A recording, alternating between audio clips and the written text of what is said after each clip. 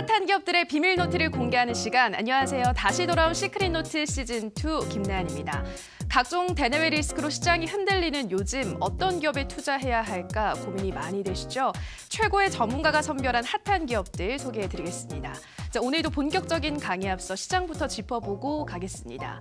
오늘 양시장 지수가 모두 곤두박질 쳤습니다. 먼저 코스피 시장, 미중 무역 분쟁 우려가 심화되는 가운데 기관이 4천억 원 넘는 물량을 내던지면서 오늘 지수 급락을 견인했습니다. 오늘 코스피 지수 2271포인트에서 마감을 했는데 이는 지난해 5월 18일 이후 최저치입니다. 업종별로 보면 은행을 제외하고 전 업종이 하락했는데요. 특히 비금속 광물이 5%대로 가장 큰 낙폭을 그렸고 건설, 증권, 운수창고 등도 4%대 내림세를 보였습니다. 국제유가가 강세를 보이면서 항공유 부담 우려에 따라 대한항공, 한진칼 등 항공주들이 하락세를 보였고요. 또 금융당국이 재벌 계열의 금융그룹과 또 은행이 없는 금융그룹을 감독하기 위한 금융그룹 통합감독제도 모범 규준을 확정하고 이달부터 시행하기로 결정하면서 증권주들이 동반 하락세 보였습니다. 한편 코스닥 지수는 더 가파르게 내렸습니다. 전거래일 대비 3% 넘게 급락을 하면서 789포인트에서 장을 마쳤는데요. 코스닥 시장에서는 외국인과 기관이 쌍끌이 매도세를 보였고 모든 업종이 파란불을 켰습니다. 금속, 운송장비 부품, 통신장비 부품이 5%대로 가장 큰 낙폭을 보였고요. 이외 업종들도 큰 폭으로 떨어졌습니다. 특히 오늘 북한이 함흥미사일 생산시설 확장 공사를 진행 중이라는 월스트리트 저널 보도가 이어지면서 남북 경협주의 급락세도 가파르게 진행이 됐습니다. 자, 더욱더 자세한 시장 이야기는 마이스트로 박민혁 전문가와 함께합니다. 안녕하세요. 네, 안녕하세요. 네, 전문가님. 오늘 정말 공포스러운 장이었잖아요. 네. 어떻게 보셨나요? 아무래도 그 상반기 내내 주식가 지수 흐름이 좋지 않다가 오늘 이제 하반기 처음으로 이제 거래가 시작이 됐는데 아마 좀 기대감을 가지고 큰 기대감, 하반기 때는 그래도 낮겠지, 7월에는 낮겠지라고 생각하셨던 분들 입장에서는 아마 좀 당황스러운 하루가 되지 않았겠나 생각이 듭니다. 뭐 지수가 떨어졌다는 얘기는 앞에서도 앞서 앵커분께서 열심히 얘기를 해주셨는데 좀 세부적으로 좀 빠진 내용을 더 말씀드리자면 오늘 전체 우리나라 총 상장되어 있는 약 2,200여 개의 종목 가운데서 떨어진 종목이 1,850개 이상이 하락을 했고요. 그리고 200개 넘는 종목이 52주 신저가를 경신했습니다. 그만큼 뭐 지수도 그렇고 그 안에 세부적인 내용을 뜯어봐도 그렇고 정말 올랐다는 업종을 찾아보기 어려울 만큼 도대체 바닥이 어딘가 싶을 정도로 시장이 크게 급락을 하면서 첫 시작, 7월의 첫 시작, 하반기의 첫 시작이 굉장히 좋지 않았다라고 좀 판단이 되는데 일단 뭐 이 악재와 관련된 부분들, 뭐 미국과 중국 간의 무역 전쟁, 일단 뭐 이번 주에 뭐 뒤에 자세히 제가 설명을 드리겠지만 어쨌든 악재가 거의 다 임박했습니다. 나올 만한 재료들, 악재들 그리고 하락까지 다 진행이 됐기 때문에 비관적인 전망보다는 그래도 희망을 가지고 가야 될 때다. 그 어느 때보다도 절대로 주식을 포기하면 안 되는 그런 때라고 곁들여서 좀 말씀을 드리고 싶네요. 네, 이렇게 앞으로는 시크릿 노트, 다시 돌아온 시크릿 노트 시즌2 마이스트로 박민혁 전문가와 함께 하게 되는데요. 이제 시장 나올 악재는 다 나왔다. 이제는 희망을 가지고 상승장을 대비를 해야 한다라는 말씀 해주셨습니다. 자, 그럼 계속해서 오늘 같은 이러한 급락장 속에서도 그럼에도 불구하고 또 급등한 종목들이 있겠죠. 어떠한 종목이 급등을 했는지 검색기를 통해서 차근차근 살펴보도록 하겠습니다. 자, 첫 번째 살펴볼 종목은요. 네페스 신소재입니다. 이 종목은 오늘 코스닥 시장에서 두 번째로 높게 크게 오른 종목입니다. 이 종목 반도체 소재 기업으로서 반도체 외부 칩 외부를 밀봉하는 재료인 EMC가 매출의 대부분을 차지하고 있는데요. 전문가님, 이 종목 오늘 별다른 호재가 없었던 것 같은데 이렇게 네. 급등한 이유는 뭔가요? 일단은 이거 뭐 앞서 말씀하신 것처럼 반도체 관련주고 굳이 따지자면 이제 후공정과 관련한 소재를 만드는 회사라고 좀 말씀을 드릴 수가 있을 텐데요. 사실 시장에서 IT, 즉 반도체도 그렇고 디스플레이도 그렇고 지금 시장에서 제대로 힘을 못 쓰고 있는 이런 상황에서 자, 뭐 상한가 검색기에 나왔다. 뭐 그걸 통해서 수익을 볼 수 있었다라는 게 1차적으로 중요한 거라고 생각이 되시겠지만 제가 더 의미를 갖고 보는 거는 뭐 하루에 10%, 20% 오르는 종목을 잡는 것보다 어떤 종목들이 지금 검색기에 포착이 되고 있느냐. 즉 향후 주도주를 밑바닥에서부터 미리 캐치할 수 있는 잡아낼 수 있는 이런 이 힌트들을 어떤 업종들이 주고 있느냐가 더 중요하다고 생각이 되는데 이 네페스 신소재가 나왔다는 게 굉장히 의미가 깊다고 생각이 됩니다. 일단은 이 종목이 오늘 장중에 34,000원까지 장중 최대 상승 상승폭이 오늘 25.9%까지 상승이 나왔었고요. 종가도 15% 상승 마감이 되면서 장중 기록으로도 그리고 종가상으로도 사상 최고가로 마감이 됐습니다. 안 좋은 업황에 대해서 그렇게 쉽게 주목을 받지 못하는 상황에서도 종목이 올라갈 수 있는 거 당연히 이거 지금 실적이라든가 현재까지의 분위기보다는 앞으로 좋아질 수 있다는 기대감 때문이겠죠. 이번 주 중요한 일정들이 여러 개가 있습니다만 7월 5일이죠. 목요일에 바로 이 삼성전자의 2분기 잠정 실적 발표가 있어요. 거기서 이제 뭐 세부적으로 뭐 반도체라든가 어떤 기타 사업부들이 얼마만큼의 영업이익을 거뒀는가에 대해서 좀 파악이 될 텐데 그동안 삼성전자 주가도 사실 5만 원을 제대로 좀 시원하게 뚫어주지 못하는 모습들이 계속 이어지고 있죠. 하지만 실제로 돌아가는 실적 추이라든가 1분기 때 발표된 내용들은 그렇게 우리가 우려를 심각하게 할 만큼 안 좋은 실적이 나온 게 아니었다는 말입니다. 실적이 그렇게 크게 망가지지 않았던 종목이 주가는 못 갔다. 그런 것은 당연히 하반기 때 반등 가능성을 암시한다고 봐야 될 거고요. 이런 자세한 이 세부적인 소재 업체들의 주가, 특히 이 네페스 신소재 같은 경우에는 지금 오히려 이 신고가, 사상 최고가를 달려나가면서 이런 급락하는 장에서도 수익 낼 수 있는 종목은 반드시 있다는 점 확인이 됐고요.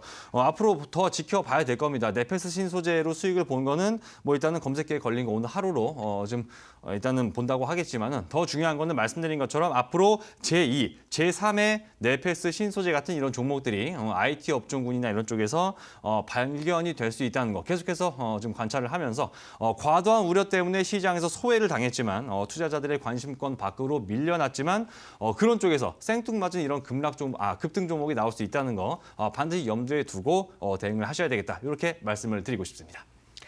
네, 이렇게 시장이 떨어지고 있지만 제2, 제3의 네페스 신소재는 충분히 나올 수 있다는 점을 염두에 두시면서 관련된 종목들도 지켜보시라 말씀을 하셨고요. 자, 이어서 살펴볼 종목으로는 사조해표 살펴보도록 하겠습니다. 자, 이 기업은 해외에서 수입한 대두를 가공하고 정제서 식용유를 생산하는 업체인데요. 최근 국제 대두 가격이 하락을 하면서 실적 턴어라운드를 달성을 했습니다. 정관님, 그런데 최근 이 미중 무역 분쟁 심화되면서 대두 가격 더 떨어질 거다 이런 말들이 나오더라고요.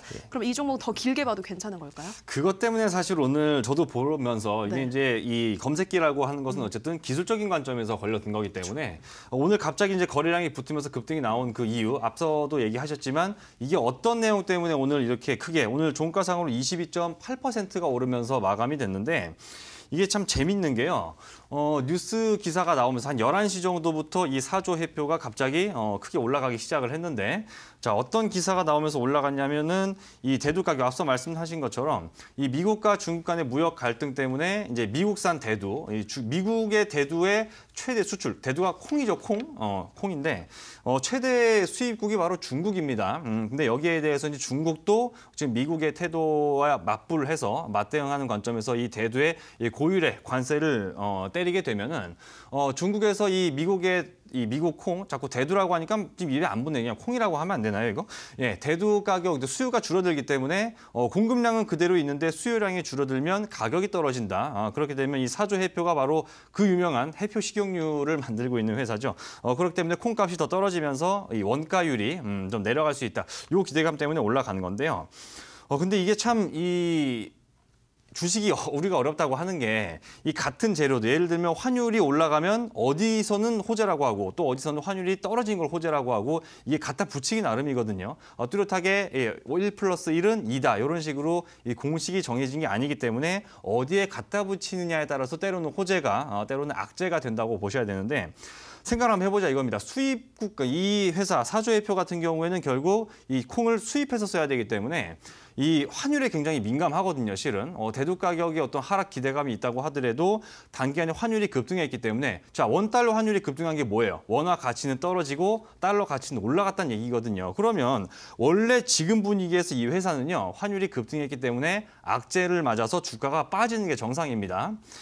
왜냐하면 값어치 떨어진 우리나라 돈을 값어치가 올라간 달러로 바꾸면 당연히 얼마 못 바꿀 거 아니에요. 그걸 가지고 이 콩을 수입을 하면 아무리 대두 가격이 떨어지는 부분이 있어도 환율 때문에 그게 효과가 없거든요. 근데 그 기사 하나에 즉 이 미중 무역 갈등이 수혜가 될 수 있다, 오히려. 지금 우리나라 투자자들 아마 이 방송을 시청하고 있는 이 투자자분들 다 마찬가지겠지만 이 미국과 중국 간의 무역 갈등이 지금 6월 달부터 시작을 해서 굉장히 시장이 큰 악재, 누구나 머릿속에 아마 지끈지끈할 겁니다. 트라우마 생겼어요, 지금. 근데 이게 오히려 이 심각한 악재가 이 사조 회표한테는 호재가 될 수 있다. 이것 때문에 아마 투자자들이 굉장히 좀 이렇게 열광을 하면서 몰려든 매수세가 이런 시세를 만들었지 않나 생각이 되고요. 지금 여기 아까 제가 좀 자세히 보진 않았었는데 차트 다시 한번 보면요. 오늘 거래량이 388만 주 정도 거래량이 나왔는데요. 여기 화살표 잠깐 이렇게 체크를 해보면은 오늘 요 거래량이 사실상 요 2004년 초반에 이 상장 직후에 나왔던 거를 제외한다면 사실상 이 사상 최대 거래량이 나온 날이기도 합니다.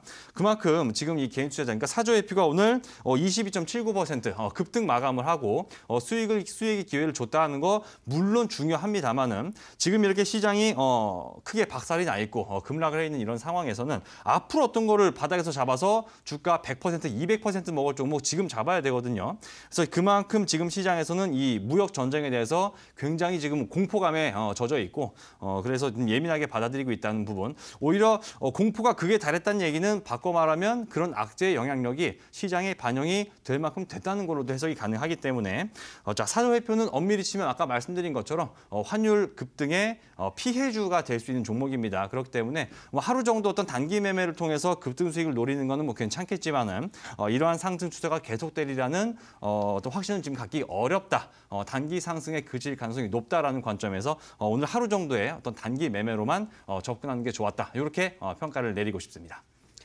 네, 사조 회표 미중 무역 분쟁 그 우려감 단기 이익 반사 이익으로 오른 종목이다 말씀을 하셨고요. 자, 마지막 종목으로는 이미지스도 살펴보도록 하겠습니다. 이 종목은 근 2주 동안 계속 내리막길을 걷다가 오늘 오랜만에 큰 폭으로 올랐는데요. 종관 이 종목은 어떤 이유로 급등했을까요? 네, 뭐 2주 내리막길 당장은 2주지만 길게 보면은 2년 가까이 내리막을 걷던 종목이에요. 뭐 이렇다 할 시세를 한 번도 그동안 제대로 보여주지 못하는 상황이 이어졌었는데 이미지스도 마찬가지입니다. 아까 첫 번째로 검색식에 포착된 종목이 바로 이 네페스 신소재가 이 반도체 후공정에 들어가는 소재를 만드는 회사라고 말씀을 드렸었는데 이 이미지스도 역시 반도체 관련주입니다. 우리가 팹리스라고 해서요. 이제 설계라든가 이런 것들을 통해서 반도체 도면을 그려서 직접 반도체를 생산하거나 그런 게 아니라 이제 뭐 도면 이런 거 파는 회사 이렇게 말씀을 드릴 수가 있겠고 굳이 뭐 분류를 다시 하자면 이 메모리보다는 비메모리 쪽에 연관이 되어 있는 회사다. 이렇게 좀 보시면 될 것 같은데요.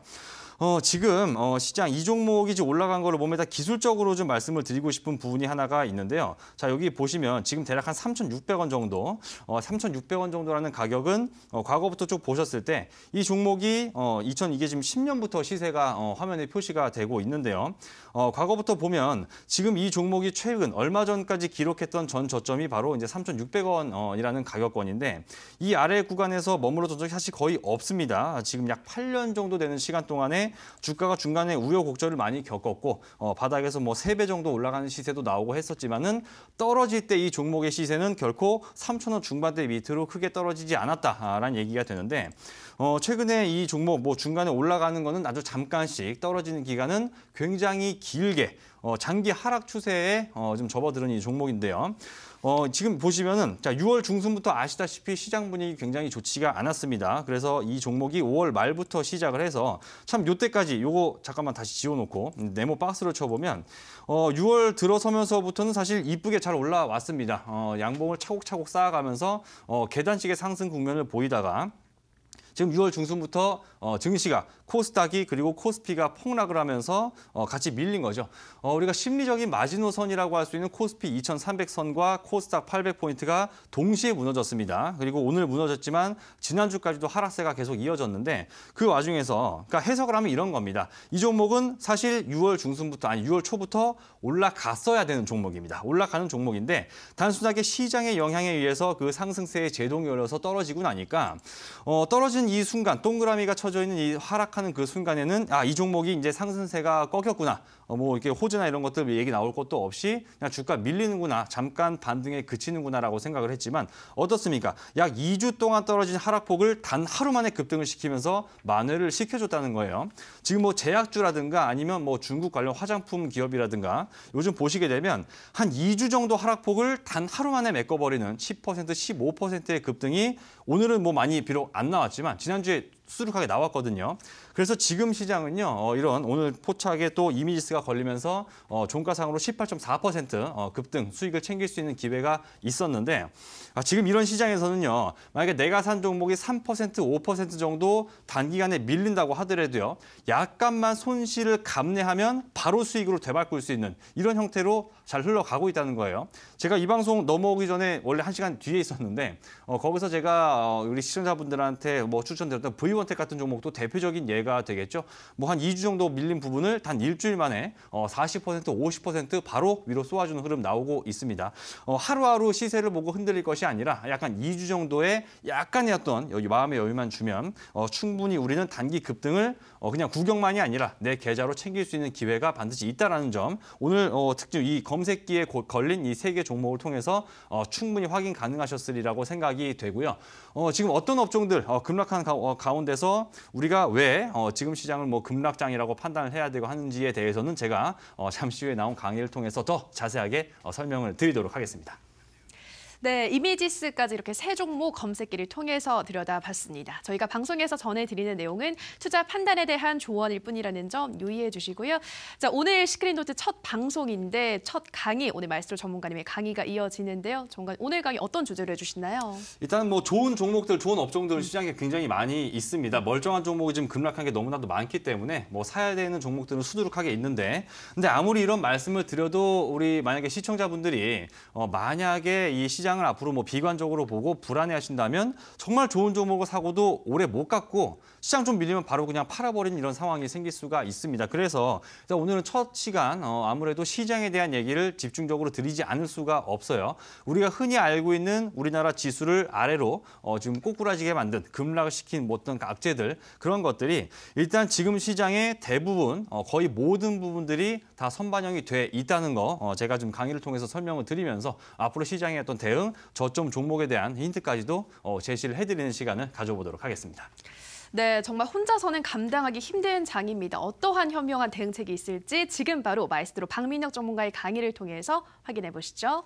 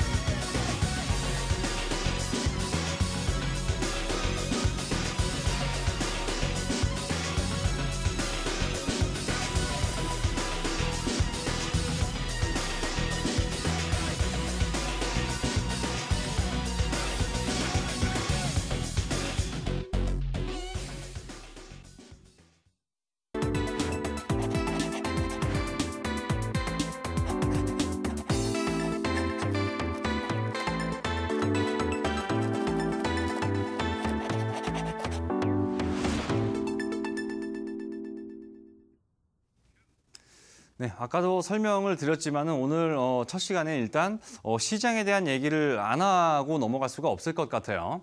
거래소가 오늘 2,300포인트가 무너졌고 코스닥은 800포인트가 무너졌습니다. 우리가 심리적인 마지노선이라고 생각하는 그런 하단 지지선이 붕괴가 되면 이제까지 급락한 것만큼 혹은 그 이상의 추가적인 하락이 더 나올 수 있겠다라는 그런 기대감들이 개인 투자자 사이에서 돌게 됩니다.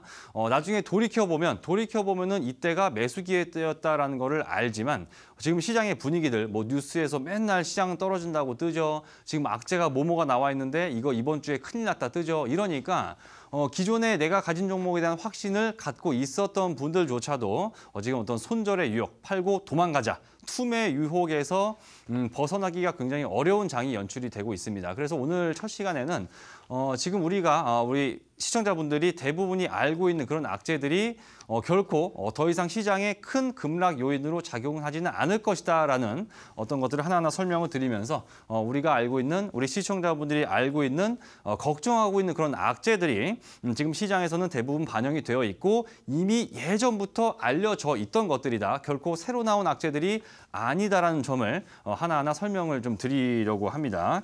자, 그래서 첫 번째로 상반기 증시를 곰곰이 되짚어 보면서 상반기 6개월 동안의 우리나라 시장을 짓눌렀던 특히 6월 달 들어서 우리나라 시장을 지금 이렇게 연중 최저점으로 몰고 갔던 이런 악재들이 어떤 것들이 있었는지를 한번 생각을 해봤더니 총 3개 정도를 말씀을 드릴 수가 있을 것 같아요. 그래서 화면을 통해서 좀 만나보시게 되면 자, 익히 알고 있는 것들, 우리가 알고 있는 것들에 있어서 말씀드리면 자, 첫 번째는 금리죠, 금리. 바로 이번에 그 6월이었죠. 미국 FOMC가 금리를 다시 한번 기준금리 인상을 하면서 한국과 미국 간의 금리가 역전되는, 즉 미국의 금리가 우리 대한민국의 금리보다 더 올라가기 때문에 외국인들의 투자금이 이자를 조금밖에 안 주는 대한민국 이 금융시장에 머무르지를 않고 이탈해서 미국으로 넘어갈 것이다. 뭐 이런 얘기입니다. 첫 번째로. 뭐 그럴 거면 미국 증시는 오르든가요, 그죠? 자, 첫 번째가 우리가 알고 있는 악재가 이거고요. 두 번째 같은 경우에는 저희 화면에 나와 있지만 원달러 환율입니다.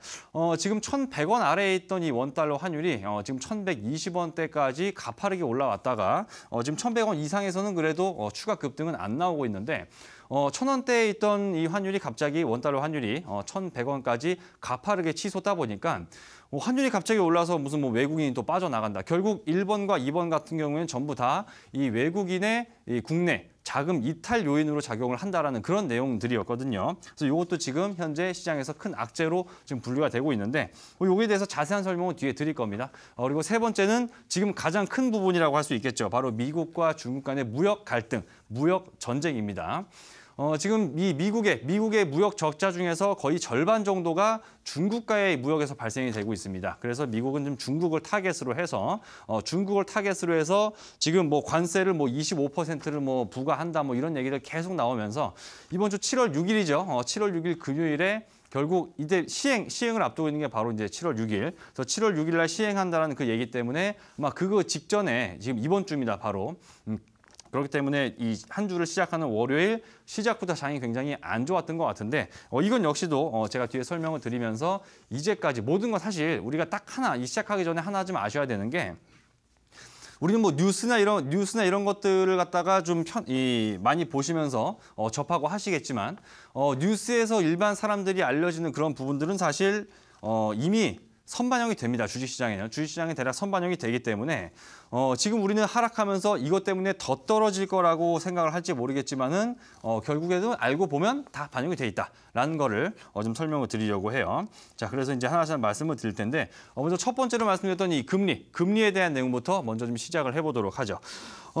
좀 전에 잠깐 지나가면서 말씀을 드렸는데 지금 이 화면 같은 경우에는 FOMC 회의를 하는 장면입니다. 이게 제가 외국 사이트에서 발췌한 건데 6월 달 거였는지는 정확히 모르겠는데 아무튼 이 연방공개시장위원회라고 해서 우리가 영어로 줄여서 FOMC라고 이야기를 하죠. 매달 기준금리를 결정합니다. 미국의 어떤 금리 수준을 올리냐 혹은 떨어지냐 해서 금리를 인상 기조로 가냐 떨어뜨리냐 차이인데 작년부터 사실 금리 인상 기조로 계속 가왔습니다. 그래서 올해도 3차례에서 4차례 정도 기준금리 올릴 거라는 얘기는 사실 작년부터 나왔었던 거죠. 그래서 근데 이번에 금리 올린 거는 좀 더 우리한테 크게 받아들여진 게 뭐냐면은 바로 아까 말씀드린 것처럼 우리나라보다 이제 미국이 더 금리가 올라간다는 얘기예요. 이 통화 이 현금이라고 하는 건요. 자, 우리가 금융시장에서 찾아보면은 이 위험자산과 안전자산이라는 걸로 보통 이야기를 많이 하죠. 위험자산이라고 하는 건 대표적인 것이 바로 우리 시청자분들이 하고 있는 이 주식, 그리고 각종 뭐 선물이나 옵션 같은 원자재 같은 파생 상품이 거기에 해당이 되고요. 현금이라고 하는 것은 안전자산 중에서도 가장 안전한 자산이 바로 현금입니다. 그래서 현금에 대해서 이제 이자를 주는 그 금리, 바로 금리인데 지금 이 이자라고 하는 건요. 보통 어떤 불안한 통화일수록 이자를 더 줍니다. 당연하죠.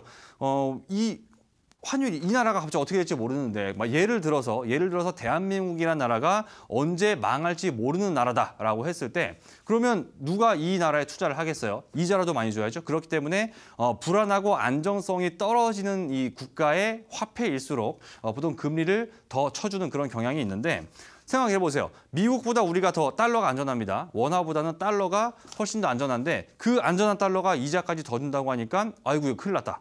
이제 대한민국에 들어온 자금들 다 빠져나가겠구나. 이 얘기가 지금 나오고 있는 건데 지금 그래서 지금 요 다음 화면에 따로 좀 준비를 해봤는데 제가 좀 설명을 드린 게 그겁니다. 그래서 뉴스 아마 굉장히 많이 보셨을 거예요. 이 미국이 이번에 정책 금리를 인상을 하면서 10년 7개월 만에 이제 한국과 미국의 금리가 역전되는 현상이 발생이 됐다. 그래서 외국인의 자금이 이제 우리나라 시장에서 추가로 더 유출될 가능성이 커지고 있다라는 얘기인데 이미 상반기 때 빠져나간 외국인의 자금이 약 6조 원 가까이가 됩니다. 이미 상당 부분 빠져나가서 이 부분은 좀 반영이 돼 있다라고 생각을 하고 있는데 자, 그러니까 제가 다시 한번 설명을 드릴게요. 지금 이 한국과 미국의 금리 역전 그로 인한 외국인의 자금 이탈 가능성이 앞으로 벌어질 일이 아니라 이미 시장에선 진작에 알고 다 벌어졌던 현상이라는 거예요. 이거를 대표적으로 알 수 있는 게 뭐냐면 자, 다음 화면을 통해서 제가 하나 다시 준비를 해봤는데 지금 차트가 2개 나와 있습니다. 검은 색깔 줄과 빨간 색깔 줄이 2개가 나와 있는데 이게 뭐냐면요. 자, 검은색으로 나와 있는 것이 바로 이 대한민국, 한국의 이 10년 만기 국채 금리고요. 빨간색으로 표시된 게 바로 이 미국의 10년 만기 국채 금리입니다. 이 기준금리라고 하는 거는 이게 획일적으로 예를 들어서 기준금리가 3%면은 야, 너네 이자 3%만 줘. 이게 아닙니다. 기준금리라는 걸 토대로 해서 뭐 가산금리를 얻든가 이런 식으로 해서 시장은 기준금리가 아니라 실질금리라는 것이 바로 시장에는 있게 되는데 바로 실질금리를 나타내는 대표적인 것이 바로 이 10년 만기 국채 금리입니다. 나라에서 발행한 채권을 말하는 거죠. 근데 보시면 자, 세로로 제가 여기 빨간 색깔 줄이 하나 세로 줄이 그려져 있죠. 바로 이게 올해 2월입니다. 2018년 2월인데 보시면 대대로 통상적으로 뭐 검은색 뭐 이렇게 하다가요. 지금 보시면요. 사실 작년에도 이미 올라간 적이 많았고 역사를 더 길게 보면은 모두 검은 줄이 위로 올라간 적도 많긴 했었는데 지금 본격적으로 이 빨간 줄이 그려진 이때 시점부터 즉 2018년 2월부터는 이미 미국의 10년 만기 국채 금리, 즉 미국의 실질 금리가 대한민국의 실질 금리보다도 더 역전이 돼버린 현상이 지금 뭐 이번 달에 FOMC가 기준금리를 올리면서 처음 벌어진 현상이 아니라 이미 시장에서는 2018년 2월부터 알고 있었다는 겁니다. 그렇기 때문에 상반기 때 외국인이 벌써 6조 원 가까운 자금을 빼나간 거죠. 이제 막 처음 벌어진 일이었으면 새로운 악재입니다. 새로운 악재이기 때문에 시장에 큰 충격으로 다가와야겠지만 지금 그렇지 않다는 거. 이미 2월부터 진행이 되고 있었다는 점에서 이전까지 빠져나간 물량이 훨씬 많지 앞으로도 이런 외국인의 자금 이탈이 과거보다 더 가속화될 가능성은 굉장히 희박하다는 말씀을 드리고 싶습니다. 자, 그렇게 우리가 항상 그래요. 이 선반영 말씀을 드리고 있는데 몰랐던 일이 갑자기 터지면 그건 정말 악재입니다. 그건 정말 악재인데 지금 우리가 시장 조정 요인으로 말을 하고 있는 것들, 뭐 금리, 뒤에 말씀드린 환율이라든가 이 무역 전쟁 이런 것들이 사실 올해 처음 지금 6월 달, 7월 달 장에서 처음 나온 얘기가 아니에요. 맨날 똑같은 얘기가 반복되면서 하락하면은 그 우려감이 깊어져서 하락을 했다고 하고 잠깐 반등이 나오면 우려감이 완화됐다 그러면서 다시 반등을 하고 이런 패턴 계속 반복하면서 지금 주가가 내려오는 거기 때문에 뭐 이런 적어도 금리라는 부분에 있어서는 시장에서는 다 대부분 선반영이 돼 있다라는 걸로 우리가 해석을 해야 될 겁니다. 처음 나온 얘기 아니고 이미 2월부터 우리 시청자분들 중에서는 일부 뭐 모르셨던 분들도 계실지 모르겠지만 어떤 금융시장에서는 이미 다 알려진 지가 벌써 5개월이나 된 그런 악재다라고 좀 첫 번째로 말씀을 드리고 싶고요. 일단 금리 다음으로 또 문제가 되고 있는 거 바로 두 번째로 아까 제가 말씀드렸던 것이 바로 환율이죠. 환율. 자, 다음 화면에서는 환율에 대한 또 얘기를 드려야 되는데 정말 이 뉴스 뉴스는 여러분들, 이 뉴스 기사라고 하는 거는 여러분들이 앞으로 투자를 어떻게 하냐를 갖다가 미리 어떤 뭐 조언을 하거나 이런 게 아니라 지금까지 벌어진 현상을 얘기를 한 게 바로 뉴스입니다. 즉 과거부터 이 현재까지 이루어졌던 내용들이 나오는 거기 때문에 뉴스 보시면 정말 답답한 얘기들이 정말 많이 나옵니다. 보기만 해도 정말 숨이 막히고 야 이거 진짜 주식 팔고 도망가야 되나? 이런 생각을 하게끔 만드는 뉴스들은 당연히 나옵니다. 왜? 시장이 그동안 안 좋았으니까요. 첫 번째로 보셔도 자 메뉴에 나와 있죠. 환율 1,100원 급등. 자 환율이 급등하면 수출주한테 호재입니다. 왜냐하면 값어치가 올라간 달러는 값어치가 올라가는 거니까 값어치 올라간 달러로 벌어와서 값이 떨어진 원화로 바꾸면 더 많이 바꿀 수가 있겠죠. 환율 급등은 수출주 호재인데 1,100원 올라갔는데도 수출이 걱정이다. 뭐 이런 얘기 나오고 있고요. 밑에 보시면 기사 뭐 추가 더 나오고 있죠. 원달러 급등은 뭐 일시적인 거라는 뭐 이런 반응들도 있고 앞으로 전망 어떻게 될까 그러면서 환율 급등이 마치 시장에서 굉장히 커다란 악재처럼 지금 뉴스 기사가 계속 쏟아지고 있습니다. 뭐 떨어진 날은 안 나오겠죠. 올라간 날은 뉴스가 나오고. 그래서 이렇게 일희일비하는 어떤 투자자로 만드는 이 뉴스 기사들이 굉장히 많이 나오고 있는데 그만큼 언론에서 많이 다루고 있다는 얘기는 앞으로 어떤 하락이나 이런 걸 얘기하는 것이 아니라 지금까지 이미 너무나도 많이 빠졌기 때문에 그걸 자꾸 다루는 거예요. 이제 막 올라가기 시작하고 정말 악재로 다룰 거였으면은 처음에 올라가기 시작하면서부터 다뤘어야죠. 근데 다 올라가고 나니까 환율이 다 급등하고 나니까 더 오르는 거 아니냐 이러면서 좀 불안감이 증폭이 되고 있는데 자, 환율도 이미 실질적으로 이전까지 많이 진행이 돼 왔던 부분이고요. 그리고 저는 또 다음 화면에서 또 설명을 드릴 텐데 이 환율이 올라간 게 과연 악재인가라는 생각이 듭니다. 저는 환율. 자 말씀드린 것처럼 아까 제가 오프닝 때 잠깐 말씀을 드렸었는데 이 주식시장은 정답이라는 게 없습니다. 오늘 뭐 나온 뉴스들을 보니까 국제유가가 오르는 바람에 정유하고 화학주들이 뭐 급락했다 이렇게 얘기 나오는데요. 그 기사를 보면서 의아하신 분들이 아마 굉장히 많았을 겁니다. 왜냐하면 원래 국제유가가 올라가면 화학주는 같이 올라가는 게 일반적입니다. 왜냐하면 국제유가가 상승한다는 얘기는 그만큼 수요가 빵빵하고 공급량이 뭐 줄어들거나 아니면 많이 생각보다 공급량이 안 늘어나기 때문에 원유 가격이 올라간다는 기대감은 결국 이 화학주들의 실적 개선으로 이어지는 게 일반적인데 막상 오늘 주가가 빠지니까는 무슨 뭐 국제유가가 올라갔다고 화학주가 조정을 받았다고 그냥 갖다 붙이기 나름이에요. 이 컵에요. 여러분들 컵에 물이 절반이 차 있습니다. 절반이 차 있으면은 이게 물이 반밖에 없다고 말하는 사람들도 있을 수가 있고 반이나 있다고 말하는 사람들도 있을 수가 있거든요. 지금은 반밖에 없는 컵을 놓고 예전에 상승장일 때는 물이 반이나 있다고 했던 그런 기사들이 지금은 물이 반밖에 남아있다. 큰일 났다. 물 다 떨어지겠다. 뭐 이런 얘기를 하고 있는 거니까 너무 이런 부분에 대해서 과민하게 좀 반응을 하고 있는 게 아닌가라는 생각이 일단 듭니다. 그래서 자 환율 급등은요. 일단 긍정적인 면과 부정적인 면이 혼재를 하고 있습니다. 아까 말씀드린 것처럼 일단 원달러 환율이 올라가게 되면 수출 기업은 완전 땡큐입니다. 땡큐.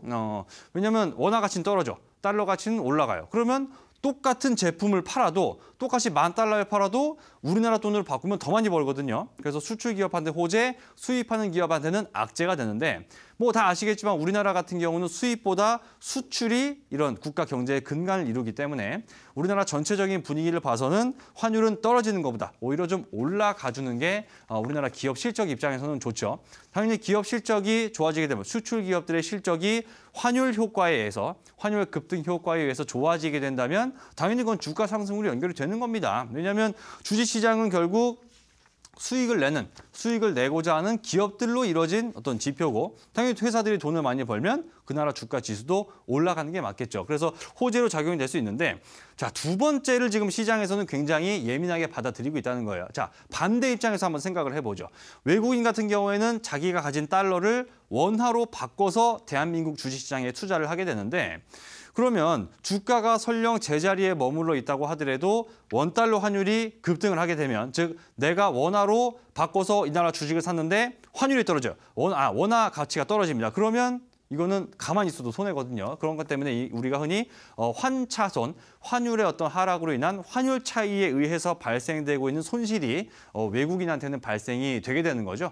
그래서 그것 때문에 좀 매도를 한다는 건데 이것도 마찬가지입니다. 환율이 계속해서 지금 뭐 1,200원, 1,300원 급등할 거로 만약에 외국인들이 전망을 한다면 뭐 하루에 뭐 지금처럼 뭐 2천억, 3천억만 팔겠습니까? 하루에 1조씩만 팔겠죠. 근데 그 정도의 어떤 급락은 현재 진행이 되지 않고 있고 원달러 환율도 1,100원을 넘어간 시점부터는 급등세가 약간 좀 누그러드는 모습이 나타나고 있고요. 더 중요한 건 뭐냐면 바로 다음 화면입니다.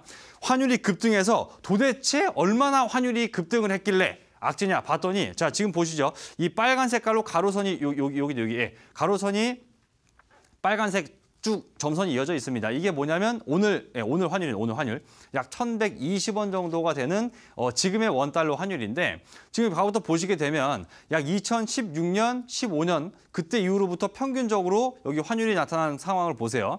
환율이 가만히 있지 않습니다.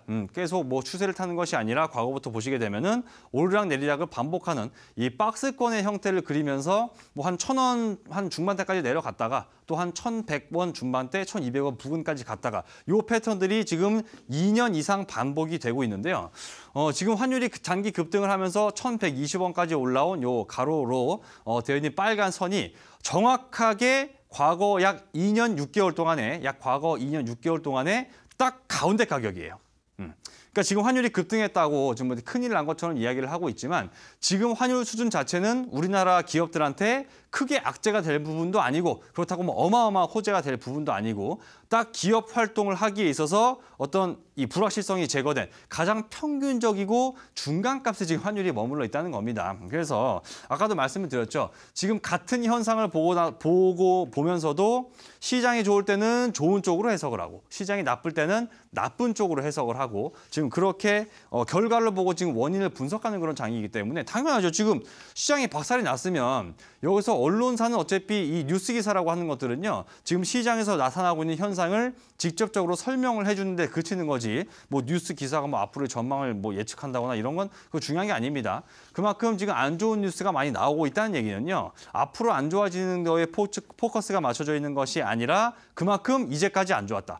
여기서 과연 나빠질 것이 얼마나 더 있느냐. 그런 거를 우리가 오히려 좀 바라봐야 되는 그런 시점이다. 이렇게 좀 말씀을 드리고 싶어요. 그래서 이제 환율, 아까 좀 전에 뭐 차트 보여드린 것, 지금 좀 보고 계신 것처럼 지금의 원달러 환율은 올라간 것이 과거부터 이루어졌던 평균적인 가격의 평균 중에서도 평균 단계까지만 올라온 거다. 결코 우리나라의 어떤 금융시장이나 이런 걸 해칠 만큼의 어떤 이상 국면으로 간 것이 아니다라는 점을 다시 한번 기억했으면 좋겠습니다. 뉴스만 봐가지고는 뭐 환율 급등해서 난리 난 것 같잖아요. 그때 맨날 여기 있었는데요, 뭐 그죠? 딱 가운데이기 때문에 그렇게 악재 아닙니다, 여러분들. 괜히 빠지니까는 할 말 없어가지고 저 갖다 붙인 거예요. 예, 그렇게 아시면 되고. 자, 근데 요게 금리랑 환율 얘기를 했는데 제일 지금 큰 건 바로 이거죠. 바로 다음 화면 나가는데요. 제일 심각한 건 이겁니다. 이 두 사람 때문에 정말 돌아버리겠습니다. 지금 특히 저 왼쪽에 있는 저분 때문에 우리나라 이 주식하시는 분들 스트레스 많이 받으시죠. 지금 뭐 정상회담하고 할 때는 뭐 트럼프가 되게 멋있는 사람처럼 느껴지다가 지금 이제 무역 전쟁 얘기 나오니까 정말 보기만 해도 정말 이렇게 한 대 물론 근처 가지도 못하겠지만 그런 말들을 많이 좀 하시는데 자, 무역 전쟁을 벌이고 있어요. 지금 트럼프가 먼저 약간 좀 걸었죠.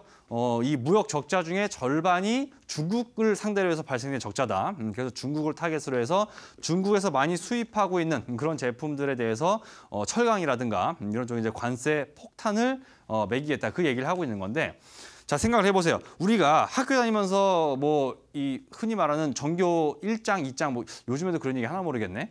애들이 싸우면은 결국 서열을 가리기 위해서 이 싸움이라는 거는 결국 승자와 패자가 있기 마련이거든요. 전쟁을 일으키는 거는 전쟁을 일으킨 사람이 뭔가 득될 것이 있으니까 이 전쟁에서 이기게 된다면 나한테 뭔가 득될 게 있으니까 지금 벌이고 있는 건데 그럴 거였으면은 하다못해 양시장 중에 하나 뭐 미국이 됐든 아니면 다른 나라가 됐든 어디 하나는 좀 주가 지수가 오르든가 호재가 돼야 되는데 지금 미국 현지에서도 반응은 지금 이런 고율의 관세 폭탄은 미국 경기를 더더욱 침체로 몰아간다는 얘기를 하고 있습니다. 지금도.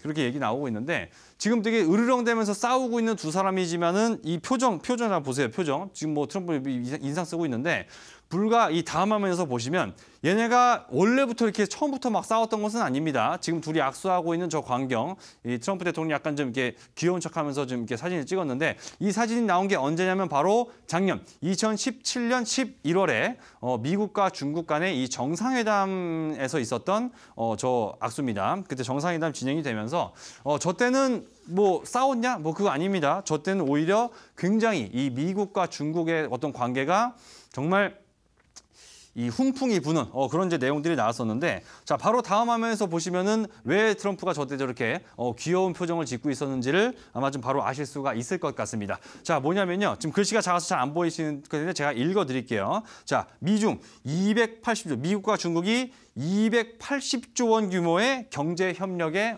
서명을 했다. 당시 뭐 MOU라고 해서 당시 양해각서를 체결했던 그 시기였는데요.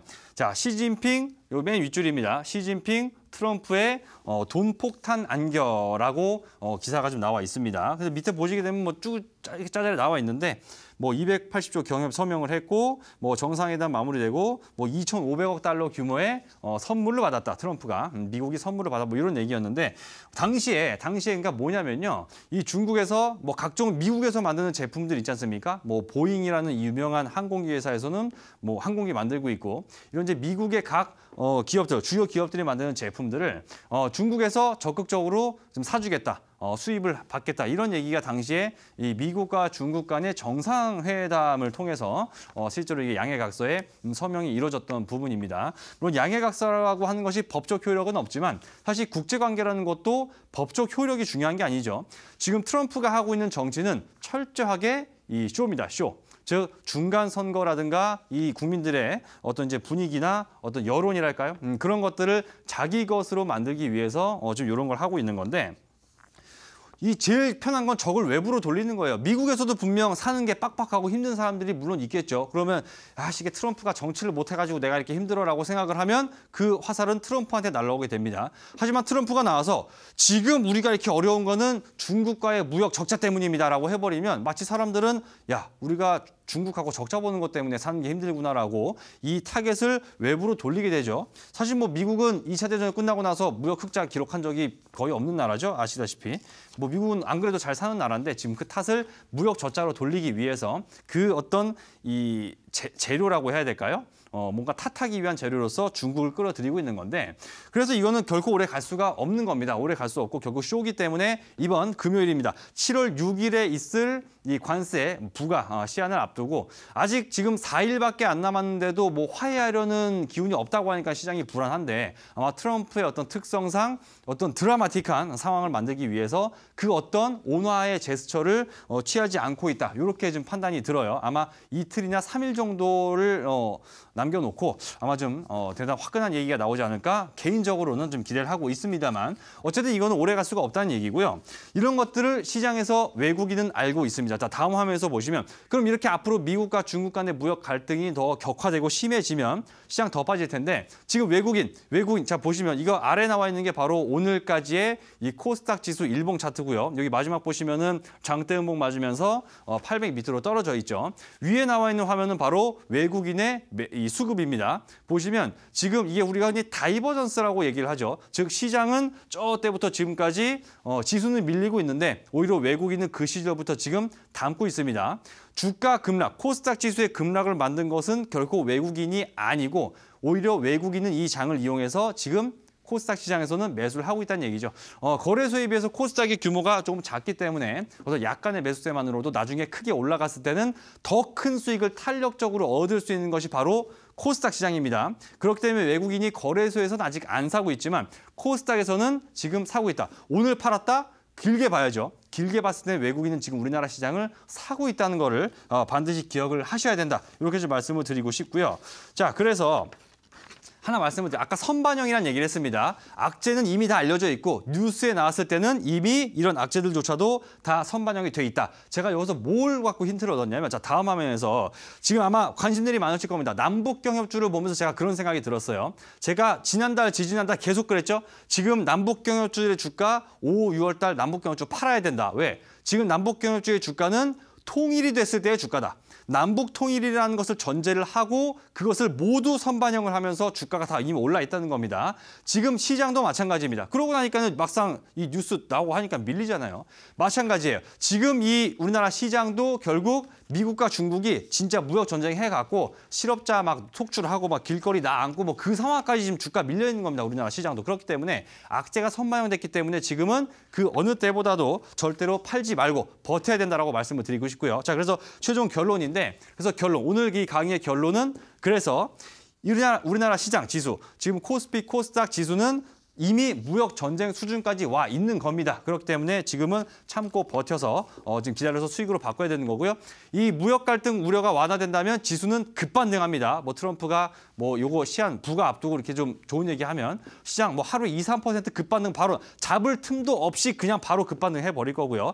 만약에 사태가 좀 더 악화된다고 하더라도 지금 이미 다 선반영이 돼 있기 때문에 불확실성 해소가 되면서 자리를 잡고 서서히 올라간다. 어쨌든 어떤 시나리오로 간다고 하더라도 시장이 추가로 급락할 것은 없기 때문에 지금 꼭 붙잡고 주식을 절대 포기하면 안 되는 그런 시기다라고 결론을 내드리도록 하겠습니다.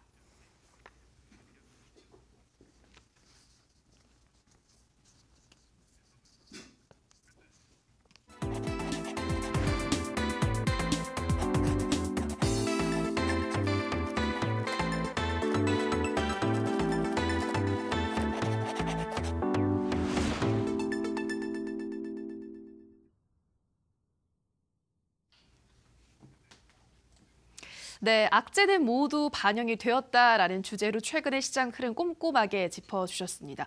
정관님 강의를 들으니까 불안함이 좀 해소되는 것 같고 희망이 생기는 것 같은데요. 네. 이어진 온라인 방송에서는 또 어떤 내용 추가적으로 말씀해 주시나요? 예, 사실 주식이라고 하는 게 그렇습니다.